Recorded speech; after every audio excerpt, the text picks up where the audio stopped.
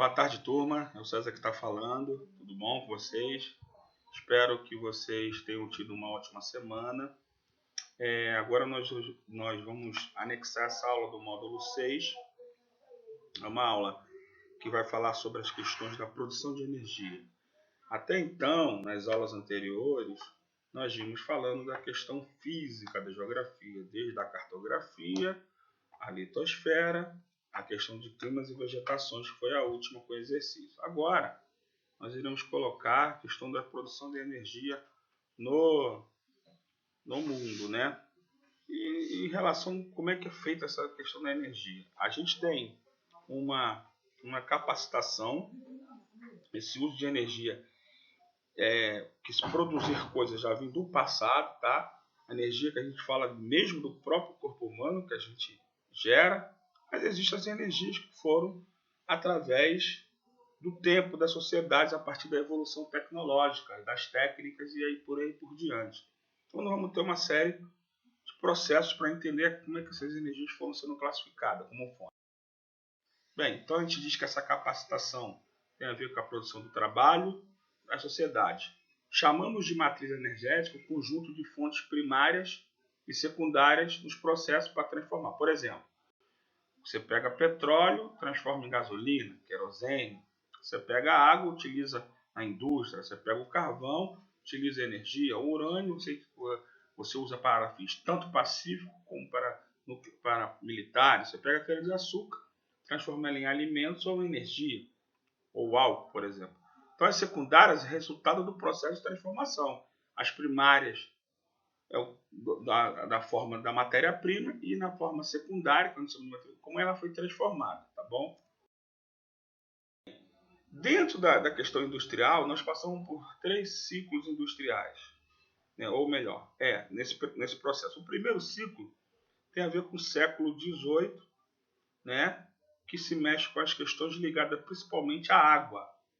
Então, a água era utilizada bastante nesse período. Embora que já se tinha uma relação ligada com as questões da procura de fontes energéticas. Mas a água foi um primeiro momento. Depois, o ciclo do carvão.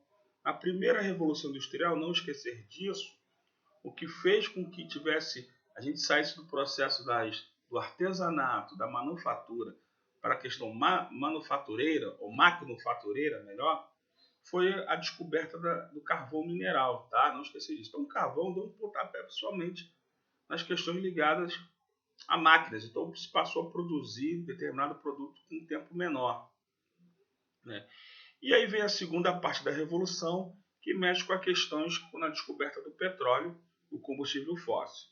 E aí as evoluções, as técnicas, a tecnologia foi crescendo cada vez mais. Então, esses ciclos foram importantes para entender como que as descobertas dessas matérias-primas ajudaram as indústrias e como ajudaram na relação de produzir mais a partir dos recursos energéticos. A terceira, vamos dizer, a Revolução Industrial, ela mexe com a questão da tecnologia e também com outros tipos de fontes, tá? Vamos lá. A gente tem os recursos não renováveis e os renováveis. Isso está na página de vocês 448, 449. Os não renováveis são os combustíveis fósseis, petróleo, carvão mineral e gás. E a energia nuclear também pelo urânio, né? E tem os renováveis, que você mexe com a água, você mexe com a biomassa, com o biogás, com a eólica, com a solar, com uma série de energia desse ponto. É bom entender que no petróleo, carvão mineral, por exemplo, isso vocês podem ver lá, ele passa por etapas, por exemplo. O carvão mineral é diferente do vegetal, tá? Então, o primeiro tem uma questão formada pela carbonização, a queima, né? E aí você tem essa relação para poder fazer essas coisas, né? Então, na segunda parte, quando a gente fala do carvão, desse caso do mineral, ele é um carvão que tem, do processo orgânico que foi feito, uma questão de estágios. Esses estágios eles passam por turfa, lignito, uro e antracito. Quanto mais profundo for, mais poder calorífico ele tem né? E assim é melhor. Quando vocês estudarem no segundo ano, vocês vão ver que o Brasil tem poucas reservas de carvão e são de carvões que não tem muita qualidade, que são mais turfa, aquele mais em cima do solo, tá? Bem, então também ele passa por esse estágio. O petróleo, ele é geralmente encontrado com gás. O petróleo é importante no processo hoje do mundo, a gente chama do ouro negro do mundo, né? Então a gente tem uma série de coisas ligadas ao petróleo. As renováveis, também, quando eu botei aí junto solar e eólica, elas também têm uma outra denominação dentro do período. Nós chamamos de energias alternativas. Bem, os recursos, ele permitiu o desenvolvimento da indústria, né, pelo consumo. Os não renováveis, como eu disse aí, petróleo, carvão e gás. O petróleo é o que tem o maior poder de fazer derivados, né, e é o que mais se consome no mundo, só que provoca impactos também. O que mais cresce, o que tem a menor participação é o gás, mas é o que vem mais crescendo ultimamente. Lembrar que o gás natural não é que ele não é poluente, mas ele é o que tem menos em relação aos outros dois, mas não deixa de ser combustíveis fósseis. Encontrado, aí voltando lá, como a gente estudou na estrutura geológica, encontrado em bacias sedimentares, tá? Um petróleo de origem orgânica. Então, você é armazenado nas ligações sujeito às transformações de um período gigante de tempo. Por isso que a gente diz que é um recurso não renovável. Tá? Então, esse hidrocarboneto ele é encontrado, acumulado em rochas, né? E aí você vai achar as jazidas petrolíferas. É muito comum, e aí tem uma página de vocês lá no lado da página 451 e 452, né? Como a gente pode achar esse tipo de petróleo. Geralmente, você tem uma exploração de petróleo em alto mar, né? Em oceano, mas também você encontra petróleo no continente. No caso nosso, Bacia de Campos, né? No caso do Golfo do México, no caso de grandes petrolíferas mundiais, mas alguns, como no Oriente Médio, é em continente, em cima do terreno. O gás natural também acumulado em rocha, encontrado junto com o petróleo, por isso que a gente chama de hidrocarboneto, também é muito utilizado, tá? Mas só que ele é numa relação menor do que o petróleo. Então, é importante a gente entender que a questão ligada ao gás natural, ele vem cada vez mais tendo uma participação em relação ao petróleo. Ele é utilizado, é uma forma de transporte até, quando a gente fala de transporte, porque é comum a gente falar de transporte hidroviário, aeroviário, rodoviário, ferroviário, mas o dutoviário também é uma forma de transporte, né? E o gás é muito usado nesse tipo de transporte para os países, economizando tempo, custo, uma série de coisas. O Brasil, por exemplo, tem um dutoviário junto com a Bolívia de mais de 2.000 quilômetros que liga o gás boliviano até São Paulo para alimentar as indústrias brasileiras. Há uma diferença do gás natural e o gás canalizado, né? Por exemplo, quando a gente fala de natural, está em estado gasoso, se mantém em condições atmosféricas normais, né? E o metano é o principal gás. O lixo também produz metano. O canalizado já é aquele que é a partir do derivado do petróleo, né? Que é um processo industrial que é feito para que ele possa ter. Então, quando a gente fala o gás GLP, é o líquido rarefeito. Quando fala o gás GNV, ele é o natural veicular. Por exemplo, o GLP ele tem propano e butano dentro da produção dele, usado em refinarias, né? E é conhecido como um gás que a gente usa em casa, de cozinha. Já o GNV não, o GNV tem o metano como principal fonte para alimentar ele, né? E ele é utilizado principalmente como combustível a partir da regulamentação da Agência Nacional do Petróleo, tá? Então o gás também vem subir. O carvão, como eu disse, é uma rocha que resulta da decomposição de plantas, né? Então ele tem lá o lignito que está ali, o antracito e o carvão bituminoso. No livro de vocês está mostrando as etapas, e a tufa que é no primeiro processo. Vamos lá, as principais fontes de energia. Aí quando você tem esse combustíveis fósseis, nós vamos ter as principais fontes de energia. Mas é bom lembrar vocês que existe um cartel dos principais produtores e membros das maiores reservas de petróleo. Quem criou isso foi a Venezuela. Então, no mapinha de vocês no livro na 454 vai mostrar isso, que países do Oriente Médio, alguns países da África, mais a Venezuela junto com o Equador, são membros da OPEP. O que é isso? São aqueles grandes produtores de petróleo ou reservas de petróleo. Por isso que há um interesse, quando a gente fala de geopolítica, dos Estados Unidos em alguns países desses, né? Por causa dessa questão ligada ao petróleo, que dá muitos derivados. Bem, vamos lá para a energia. A hidráulica, gente, é a mais utilizada no Brasil, né? Por quê ela é mais utilizada no nosso país? Porque o nosso país é um país rico em recursos, mas o nosso país possui muitos rios. A maior bacia hidrográfica do mundo é a do Brasil, a bacia do Rio Amazonas, que é aquela onde tem o rio principal e os seus afluentes. Então, isso faz com que nós temos uma energia voltada para a produção de energia ligada à água, né? Provoca impacto ambiental? Provoca, mas é muito menor do que nas outras. Mas provoca, por exemplo, vamos lá.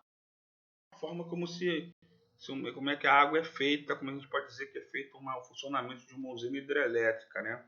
Então, se você vê ali o reservatório, né? Ali você tem onde passa a água pelo duto, onde ela vai ser girada no transformador. Isso tem na página do livro de vocês esse desenho também, parecido, né? E esse desenho girando a turbina vai gerar uma forma de energia, uma fonte de energia ali, um gerador. E esse gerador vai pegar essa energia que é gerada através da força da água, né? Ele vai trocar essa energia cinética por energia elétrica e ela vai ser colocada pelas linhas de transmissão e retornando novamente para o reservatório. Então, a gente tem uma forma de produzir pela força da água. Quais são os aspectos? Agora é bem importante para a gente fazer as nossas atividades, quando a gente botar aí para vocês. Quais são os aspectos importantes para a gente tentar ver isso? Vantagens e desvantagens. Como eu disse, uma hidrelétrica tem uma vantagem. A vantagem dela é porque é uma geração mais limpa de energia. Entendeu? Ela melhora o abastecimento de água da população. Melhora a questão da piscicultura, que é a questão dos organismos aquáticos. A instalação de equipamentos esportivos, né? Ela projeta uma série de coisas importantes nesse sentido. Mas também ela tem aspectos negativos e também socioambiental. Por exemplo, você vai desmatar uma área que às vezes tem alguma espécie da fauna e da flora importante, né? Fazer uma represa, inundar uma cidade, acabar com uma história de um determinado local, né? Então, você deslocar pessoas, comunidades, isso é um impacto grande, né? Pode acontecer assoreamento da água, por exemplo. Esse assoreamento está ligado à capacidade de gerar. O solo pode piorar, porque no fundo das usinas, desse relatório, se concentra um pouco de gás metano, tá? Então isso pode prejudicar. Mas mesmo assim, e ali, como eu disse, dos animais, isso também está lá no livro de vocês. Mesmo assim, ela ainda provocando esses impactos, ela é menos nociva do que a energia termoelétrica. Quando a gente for falar de termoelétrica, aí vocês vão ver que a termoelétrica ela tem uma outra forma. No livro nem acho que toca na questão da energia termoelétrica, tá? Mas acho que aqui nós vamos falar aqui um pouquinho da energia termoelétrica aqui. Então tem isso. Uma das maiores usinas do Brasil é o Itaipu, que é uma parceria junto com o Paraguai, né? Mas tem muitas gerações de energia pelo mundo. China também tem, Estados Unidos, muitos também têm origem de energia hidráulica. É bom lembrar que os Estados Unidos pode ser um maior poluidor pelas questões de combustível, mas também eles usam muito hidráulica também, que é um país muito consumidor. Tá? Aqui é o mapa da energia no Brasil, né, onde fica, vamos dizer assim, os dados, óbvio que tem mais linhas de transmissões feitas, mas existem outras linhas de transmissões, né, hoje o Brasil investe em outras fontes. Por exemplo, nós vamos entender por que o Brasil são um país rico que está investindo em outras fontes. Aqui, energia elétrica, no nosso caso, ela vem também da questão da cana-de-açúcar. Não esquecer que o Brasil usa muita lenha e carvão vegetal também. Tá? E óbvio que os ligados aos recursos não renováveis. Vamos lá, usina termoelétrica. Usina termoelétrica, gente, essa acho que o nosso livro não fala, tá? Então é bom aí com o slide a gente está falando. Ela é um processo que se usa carvão na sua transformação em vapor como calor, né, para gerar lá na caldeira. Então, a etapa do vapor que é condensado é transferir essa velocidade do calor para movimentar as turbinas através do compartimento da água que é represada ali dentro da usina. Nós temos aqui um esquema de termoelétrica. Por exemplo, você vai aquecer a caldeira com carvão e essa água que é empurrada para a turbina. Essa turbina vai gerar uma energia cinética que vai passar para o gerador e vai transformar em elétrica. Só que quando é a queima desse carvão, ela vai gerar impacto. A União Europeia, o Canadá. Eu queria falar um negócio para vocês, dar uma diferença do... A gente fala da energia hidráulica para nuclear. Construir uma usina que é um impacto negativo, hidráulica, ela gera mais custos, porque você represar uma área, uma cidade, isso é um impacto, né? Então é mais trabalhoso, dá mais problemas socioambientais uma construção de uma usina, né? À toa que no Brasil, Belo Monte, Xingu e outras demais aí, Girau deram esses problemas. Mas para gerar a energia em quilowatts, o custo é mais barato da água pela abundância da água que a gente tem no Brasil, entendeu? Então, tem isso. Já a termoelétrica, não. Você instalar na termoelétrica é mais fácil, o custo é menor. Você pode instalar numa área menor, como nós temos aqui na BR-101, ali perto de Rocha Leão, a usina termoelétrica Mário Lago. O custo é menor para instalar a usina, mas para gerar a energia é mais caro. Por quê? Porque na hora de você transportar, na hora de você gerar essa energia, você precisa do carvão, e esse carvão não está ali. Porque o carvão ele não é transportado por duto que é sólido, a não ser gás. Então, para ser transportado esse carvão para lá, precisa do transporte rodoviário. E aí você entra no custo final. Além disso, da poluição. Então, fica mais caro a energia. Então, assim, a hidrelétrica, o impacto é maior na sua construção, mas a energia é mais barata por causa da água. A termoelétrica, o impacto é menor na construção, mas a energia é mais cara por causa das questões ligadas à logística e transporte. Tá? Vamos lá, energia nuclear, gente. O elemento químico principal é o urânio, a partir da fissão, né, que é feito o urânio, né, a fissão que é substância radioativa, né. O urânio ele é muito usado para fins pacíficos, que é a produção de energia, mas muitos países também usam o urânio para fins militares, né. Um grande ponto negativo é porque não se sabe ainda como descartar o lixo nuclear. Esse lixo que fica em tonéis geralmente fica guardado na própria usina. Isso é um impacto negativo. Um impacto positivo, por exemplo, é que ela veio à tona, ela veio ganhar força novamente nos últimos anos, com a questão do aquecimento global, é que o urânio ele não emite poluição, CO2. Então, muitos queriam que voltasse a se produzir novamente energia a partir daí para uma saída. Só que também provoca um negativo, que é esse lixo que não pode ser descartado. Então, nós já tivemos acidentes, por exemplo, no Brasil, do SESI 137, né, em Goiás. Já tivemos de usinas que tiveram problemas de funcionamento e reatores entraram em explosão, por exemplo, Chernobyl, para quem já viu filmes. Então, o lixo, geralmente, segundo os estudiosos, 10 mil anos para se decompor. Então, ele fica ali guardado, né, dentro da usina. Esse é um ponto negativo. O esquema aqui para vocês verem como é feito uma usina termoelétrica nuclear. Enquanto na usina termoelétrica queima o carvão, na usina nuclear você usa um reator, né, e coloca lá o urânio dentro do tonel para fazer essa fissão e frição e gerar essa energia que vai mexer na água e vai fazer todo o processo novamente. Tá? Então, só que esse resíduo, esse lixo, ele precisa ser guardado lá. Tá? Aqui, ó, daqui dentro aqui.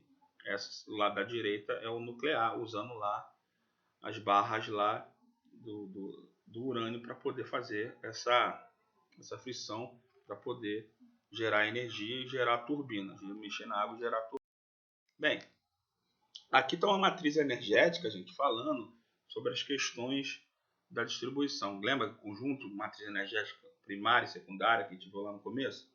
Se a gente for olhar o mundo, o petróleo, o carvão e o gás, né, são os primeiros a movimentar o mundo, embora muitos países mexam já com as suas matrizes. Então, os combustíveis fósseis ainda dominam bastante a questão ligada à energia no mundo. Mas se a gente for olhar por país, isso modifica. Por exemplo, quando vem para o Brasil, por exemplo, eu botei o nosso país como exemplo, você tem o petróleo em primeiro lugar ainda, mas você tem a biomassa como a segunda fonte de energia mais usada no mundo, que é, como eu falei, a lenha, a cana-de-açúcar, o carvão vegetal, e aí depois você tem a hidrelétrica. Então o Brasil é um país que usa bastante energia. Se a gente pegar aqui os 29,7%, os 15% ali da energia, vamos dizer assim, renovável, nós vamos ter aí 46%, quase metade da matriz de energias renováveis. Isso é importante, né, dentro do sentido. O urânio ali que está 1,2 no Brasil são as usinas de Angra 1 e 2, que é a única usinas que nós temos no Brasil. Tá? Então, assim, cada país tem uma matriz. No mundo ainda continuam os combustíveis fósseis na frente. Mas, por exemplo, se você for nos Estados Unidos, o gás, o petróleo, na frente. Se for na China, 80% a matriz é em cima do carvão, né, que é muito poluidor. Se você for na França e no Japão, a matriz energética, a maior parte em porcentagem é das usinas nucleares, entendeu? Então, quer dizer, cada um funciona a sua matriz. A Alemanha também funcionou muito assim, só que a Alemanha, por uma política ambiental mais avançada, ela começou a investir em energias alternativas, que nós vamos ver. Então, a cada ano que ela investe numa fonte renovável alternativa, ela desliga uma usina nuclear. Então, o objetivo da Alemanha é que até em 2022 ou 2023, nenhuma usina mais nuclear estejam funcionando, né, no território alemão. Bem, as renováveis, né, a gente está vendo aqui, a gente está vendo que elas podem ser nesse sentido que vocês estão vendo aí, eólica, fotovoltaica, solar e térmica, biomassa e geotérmica. Geotérmica está ligado às questões ligado ao magma, fotovoltaica, ligado às questões do calor, refletido também em placas, solar e térmica, biomassa e relação às questões de restos de animais e vegetais. Nós temos as principais aí, aquelas, como eu disse, renováveis, pode ser chamada de alternativa eólica, solar, marés, geotérmica. No caso da eólica, é aquela que é pelo vento, né, que você usa aqueles cataventos ou aerogeradores, né, que a gente chama, para poder armazenar o vento ali e ele ser transformado em energia cinética e passar por uma linha de transmissão. Aqui é um parque, né, que muitos dos parques tem no mundo, como na região Nordeste. No Brasil, só para vocês terem uma noção, foi a fonte de energia que mais cresceu nos últimos anos. Nós temos quase 500 parques eólicos no Brasil. Uma grande maioria desses parques ficam no Nordeste, por causa da quantidade de vento que tem no litoral nordestino.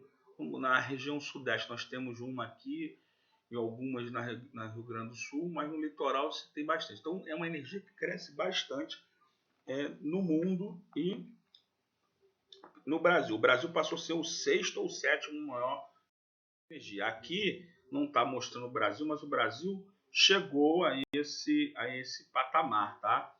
Ele está aqui entre a França e a Índia, como os que mais produzem energia do vento. Isso é importante porque você tem uma energia que você vai mexer com bastante coisa em relação à questão dos impactos que são muito menores em relação a outros países. Então, você vai ter essa relação. Agora, é óbvio que pode ter uma desvantagem também, às vezes, uma energia eólica. Como assim? Se você usar bastante, né, a energia eólica, você pode usar bastante, mas vai depender do vento. Se tiver um lugar que não fosse, por isso que isso é um estudo muito técnico que tem que ser feito. Não adianta ventar só em 2 meses no ano. Tem que ser um lugar onde tem um vento onde possa trazer maior quantidade de vento e a quantidade que vai ser usada, né? Então, se você for ver, assim, nós temos uma série de países que utilizam isso. Mas é uma energia muito utilizada no mundo, hoje, só nesse processo. A energia solar é a captação de energia por meio de questões térmicas, né, do Sol. Essa vem crescendo bastante a nível mundial, mas no Brasil ela engatinha bastante por causa das políticas de financiamento do governo para as empresas que querem explorar essa energia, né?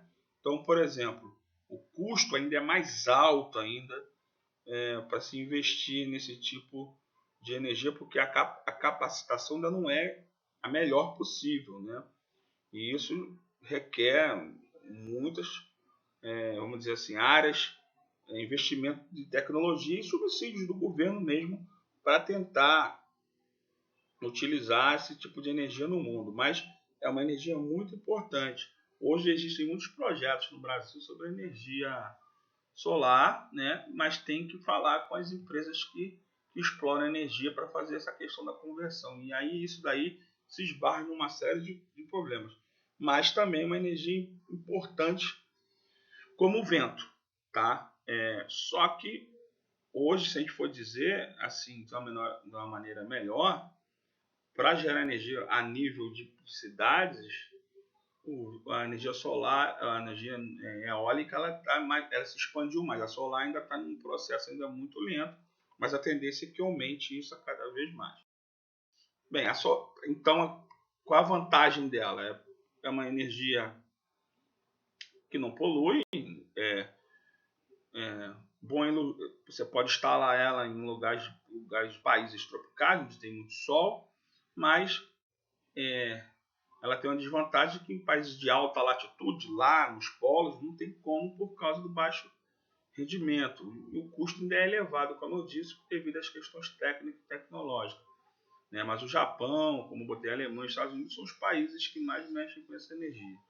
Se vocês repararem, os Estados Unidos está sempre em todas elas. Os países ricos, ao mesmo tempo que poluem bastante, eles também, vendo todo esse processo que aconteceu no mundo, eles também investiram muito em energias alternativas para tentar minimizar essa questão da cultura, da padronização do consumo que eles criaram também, né? Então, eles também investem nesse tipo de energia para tentar melhorar essas questões ambientais, desses impactos que são provocados. Maré, gente. A energia da maré está ligada às questões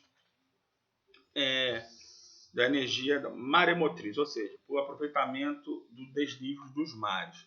Então, a gente tem a força das ondas que vão movimentar essa água, né? E essa água que vai entrar na usina, ela vai mexer vamos dizer, nas turbinas, movimentar essas turbinas, e é uma fonte inesgotável também, né? Porque você tem lá um movimento da onda, isso tem uma foto no livro de vocês também, e esse movimento vai fazer com que mexa essa turbina, e essa turbina leva a água, que essa água vai transformar essa energia lá. Então, permite a entrada e a saída e ajuda bastante nessa produção, assim como na hidrelétrica. Por que ela é inesgotável também? Porque o mar, vocês sabem, 75% ou mais são de águas, né, oceanos e mares, entendeu? Então isso faz com que nós temos uma saída para a energia, se for no caso das... A outra é a geotérmica, que está ligada às questões do magma, do interior da Terra, né? Então aquelas fendas, aí vem a questão da litosfera. Do interior, uma fonte inesgotável. Então você tem lá o calor do magma que vai aquecer essa água, e essa água movimentando vai movimentar as turbinas e assim passar pelas questões ligadas à energia cinética até a energia elétrica. Então, esse calor da Terra também pode ser uma forma da gente conseguir sem causar muitos impactos. Vamos lá, aqui é uma forma, né? Qual é a desvantagem dela? Você não encontra, né, áreas que você pode explorar essa energia o tempo todo e detém. E o alto índice de desperdício, porque quando é transportado em dutos, isso aí você pode ter um desperdício pela questão do calor. Quanto mais calor, melhor para a movimentação lá das turbinas ligada à questão da água. Bem, mas é uma energia importante. A outra, gente, é a energia da biomassa, a chamada de biocombustível. Essa é da matéria orgânica, tá? Decomposição de matéria. A biomassa, principalmente, é de origem animal e vegetal. Então, todo no Brasil a gente usa muito lenha, mas se usa cana-de-açúcar, resíduos agrícolas, coco de babaçu, restos de gorduras e matérias orgânicas. Biomassa, cara, é uma energia importante. Né? Por isso que o Brasil cresceu bastante nela também, nessa questão. É uma energia que é usada em termoelétrica, tá? Também. Produz o álcool, vocês sabem que é o etanol. A gente tem ela em sólida, que é os resíduos agrícolas, líquida, que são as plantas que produzem óleo. E nós temos também, por exemplo, a soja, o girassol, o dendê, como fazem óleos também para alimentos, mas também gera energia, como tem o etanol, que vem da açúcar do milho. No caso do Brasil, a gente produz etanol da cana-de-açúcar. No caso dos Estados Unidos, é do milho. E existem outros países que, pela biotecnologia, transformam isso também. No caso da França, se utiliza para outros tipos de produtos vegetais para tirar alimentos ou questões ligadas à energia. No caso lá, a beterraba é utilizada para a questão de açúcar. Né? E outros países utilizam estudos da biotecnologia para tentar transformar tanto em alimentos quanto em energia. Mas o que dá mais certo são esses que a gente botou aqui no slide.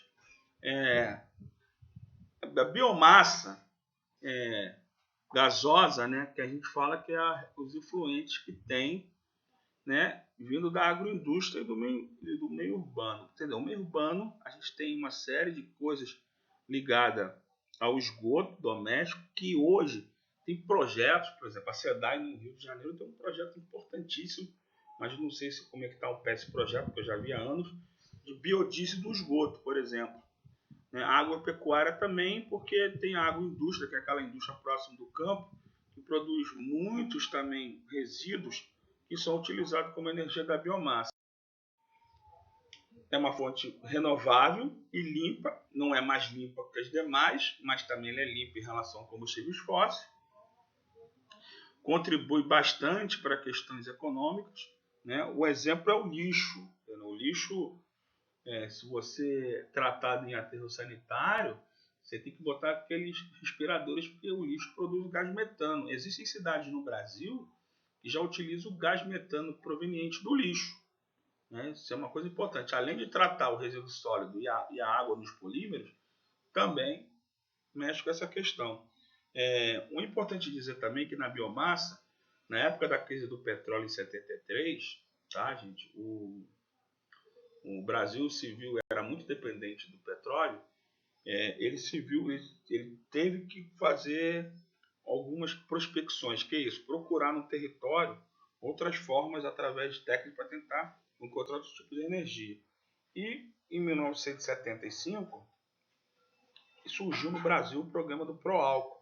E ele foi muito importante, foi um programa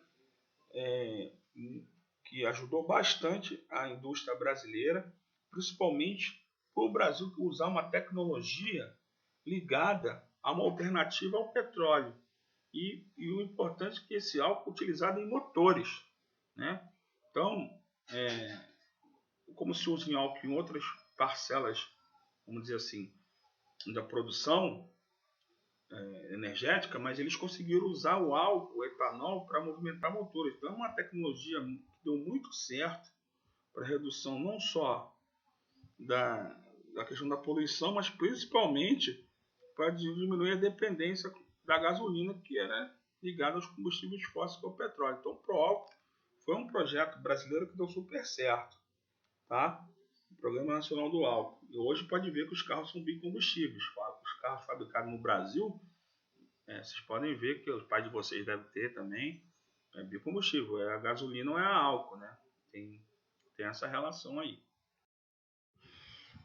Então, derivado da biomassa, lá, motores de combustão, né? Os tipos de energia. Ali está botando que uma tonelada de biodiesel evita a emissão de 2,5 de CO2, né? Então você tem o biodiesel também, que vem das plantas oleaginosas que nós falamos. O diesel é muito poluidor, né? Porque é um derivado do petróleo. O biodiesel ele já é adicionado ao diesel. No Brasil já usamos 7%, eu acho. E cada ano que passa se utiliza mais, até a tecnologia, o estudo das tecnopolos, da ciência, fazer um motor que funcione só a questão de biodiesel, mas ele é adicionado ao diesel para fazer todos os testes possíveis. A produção de biocombustível no Brasil. Primeiro, vamos lá. O Brasil é um país que tem grande potencial agrícola, então vai ter muitas questões ligadas a animais, a plantas. A diversidade de matérias-primas no Brasil é gigante. Uma outra coisa são as plantas, né? Que vem de grande porte, e a grande experiência do ProAlco que eu botei. Dá-se para fazer grandes programas no Brasil ligados à energia. Depende de ajudas também, não só dos estados, mas do governo federal e de empresas que querem fazer essa parceria. Seria uma forma da gente tentar ficar menos dependente dos produtos, vamos dizer assim, da energia fóssil. Aqui nós temos aqui em relação ao Brasil, né, aí já terminando aqui, nós temos a diversidade que você tem. O dendê, por exemplo, a cana-de-açúcar, o algodão, né, a soja, né, o girassol, o babaçu, como eu disse a vocês, a mamona. São óleos importantes, além, como eu disse, os resíduos que são descartados, como o lixo e o esgoto, que também são tratados. Né, o lixo como tirado, alguns fazendo biodiesel e outros usando gás para energia. O etanol, como eu disse, que é um programa, né, que possibilitou, né, para quem não sabe, 25% é adicionado à gasolina, então você tem 75% e mais 25% de gasolina, de etanol. Não tem chumbo na gasolina brasileira, por isso que os motores são fabricados de acordo com o combustível do seu país. Né? Então o Brasil foi um país, como eu disse, com uma tecnologia importante nessa produção, a partir da cana-de-açúcar, entendeu? E isso ajudou bastante a indústria, principalmente automotiva. Qual é a desvantagem também de você ter um biocombustível ligado às questões ligadas à cana-de-açúcar, por exemplo? Como o Brasil é um país concentrador da estrutura fundiária, que é a concentração de terra agrária, então a maior parte dessas terras estão na mão dos latifúndios. Né? E isso faz com que essas culturas possam ir para essas populações não ter acesso à terra para produzir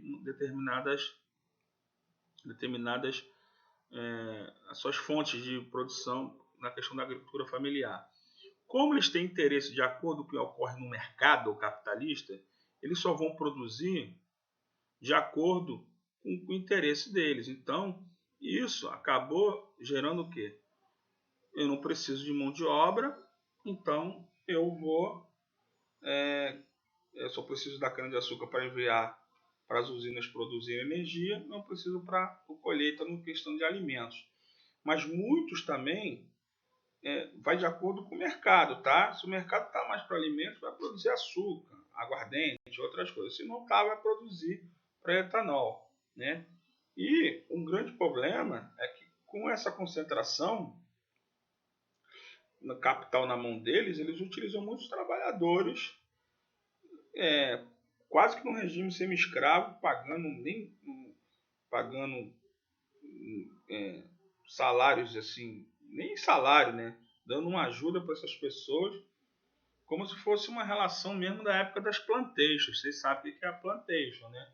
Que usava escravo nessas grandes monoculturas, que uma cana-de-açúcar também é. Então, isso é um problema sério que pode ocorrer, né? Também dentro dessas áreas grandes de cana-de-açúcar. Mas, no geral, para a produção de energia é mais limpo. Aqui, para terminar, gente, nós temos algumas matérias-primas que nós produzimos a energia da biomassa, tá?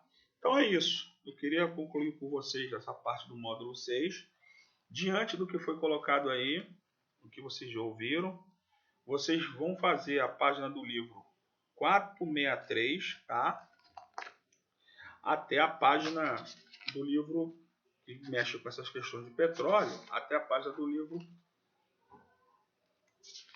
469, tá? Que são as questões que são de marcar, tá? A primeira de marcar, porque depois lá na plataforma eu vou colocar em forma lá para vocês as questões ligadas para vocês responderem lá de forma objetiva, alternativa, outras questões além dessas que estão no livro, tá bom? Muito obrigado. Tenham um bom dia, uma boa semana. Curtam bastante o final de semana e qualquer coisa é só me procurar. Estamos às ordens, tá? Muito obrigado.